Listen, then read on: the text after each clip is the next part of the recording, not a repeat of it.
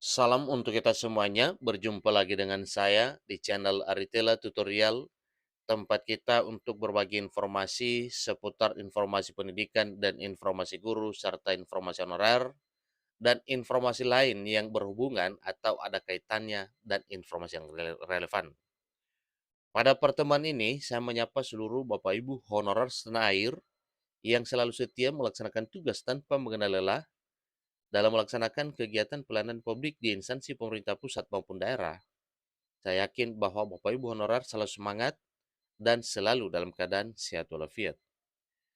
Pada pertemuan ini ada satu hal penting yang perlu saya sarankan kepada seluruh Bapak Ibu honorer terkait dengan informasi bahwa ada temuan 1 juta honorer siluman. Ingat Bapak Ibu ya, sesuai informasi yang beredar bahwa ada temuan 1 juta honorer siluman. Nah, di sini disampaikan katanya gawat, ada temuan 1 juta honorer siluman. Ini dampaknya bagi nasib non-aparatur sipil negara atau hubungannya dampaknya bagi para honorer non-ASN. Nah, Bapak Ibu terkait dengan informasi ini, tentunya satu hal yang perlu kita pikirkan, bagaimana kira-kira kelak ke depan dengan temuan ini, apakah ini menjadikan jalan bagi Bapak Ibu honorer yang lain untuk bisa diangkat menjadi pegawai negeri sipil maupun pegawai pemerintah dengan perjanjian kerja, ASN P3K maupun ASN PNS. Nah, untuk memastikan terkait dengan kasus ini Bapak Ibu, simak informasi ini sampai selesai. Jangan ketinggalan informasi. Dan bagi Bapak Ibu yang sedang menonton, demikian dengan Bapak Ibu yang mungkin baru menemukan informasi melalui channel ini, dukung dengan cara like dan subscribe, share, dan komen, dan nyalakan tombol notifikasinya supaya semua informasi yang disalurkan melalui channel ini selalu update di layar Bapak Ibu. Tanpa basa-basi lagi, langsung pada informasinya. Satu informasi yang dicatat oleh lengkongayobanung.com, yang mana informasi ini mengenai nasib honorer. Nasib pegawai non-aparatur sipil negara kembali dipertaruhkan setelah ada dugaan temuan 1 juta honorer siluman. Nah, tentunya ini ulah Bapak Ibu ya. Apakah ini adalah ulah dari para pimpinan unit kerja atau siapa? Jelasnya di sini disampaikan bahwa ada dugaan temuan 1 juta honorer siluman. Tentunya para honorer siluman ini lolos itu atas persetujuan para pimpinan di instansi pemerintah tersebut. Jadi temuan data 1 juta honorer siluman itu disampaikan oleh anggota DPR RI fraksi PKS Mardani Alisera. Temuan data 1 juta honorer siluman itu jelas disampaikan oleh fraksi PKS Mardani Alisera. Mardani menyampaikan adanya data 1 juta honorer itu dalam pertemuan yang digelar di ruang rapat fraksi PKS pada Selasa 29 Agustus 2023. Pertemuan tersebut dihadiri oleh belasan orang yang berasal dari beberapa forum tenaga honorer di Indonesia. Ini dalam pertemuan tersebut dihadiri oleh beberapa orang atau belasan orang yang masing-masing berasal dari forum tenaga honorer di Indonesia.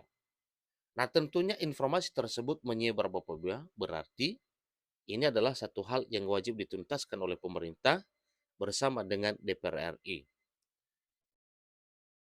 Dalam pertemuan tersebut, Mardani mendapatkan beberapa keluhan dari tenaga honorer. Salah satu keluhan tenaga honorer yang belum beres permasalahannya adalah mengenai rekrutmen dan kesejahteraan para guru.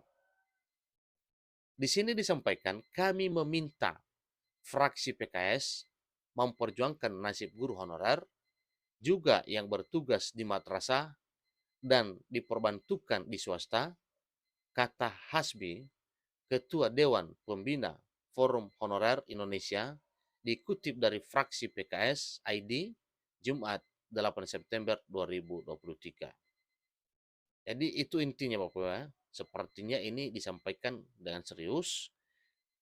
Tentunya ini merupakan satu hal yang dapat menggembirakan para Bapak Ibu honorer. Kalau bisa tercover di pengangkatan P3K imbuhnya. Selain permasalahan rekrutmen, tenaga honorer lainnya juga mengeluhkan gaji yang diterima oleh guru non-aparatur sipil negara di beberapa daerah. Mereka mengaku menghadapi potongan pajak sebesar Rp250.000 dengan gaji sebesar Rp2,5 juta. Jadi cukup luar biasa. Berarti itu potongan pajaknya ada 10%. Selain guru, tenaga honorer lainnya juga memperjuangkan nasibnya dalam forum tersebut. Jadi sama seperti guru, permasalahan yang dialami oleh tenaga honorer di sektor lain adalah persoalan gaji. Misalnya saja tenaga security yang belum mendapatkan gaji sesuai UMP dan jaminan sosial yang layak. Dengan adanya forum ini, mereka tentunya berharap pemerintah dapat mengentaskan permasalahan yang dialami para tenaga honorer di berbagai sektor.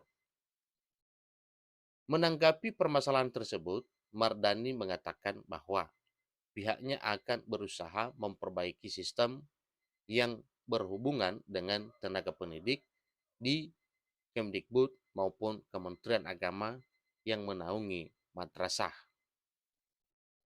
Lebih lanjut, Mardani memastikan bahwa tenaga honorer bisa lebih sejahtera setelah revisi Undang-Undang Aparatur Sipil Negara disahkan pada November 2023 tahun ini. Supaya hal ini bisa menjadi kenyataan Bapak Ibu demi nasib para honorer dan harapan semua para P3K dan ASN.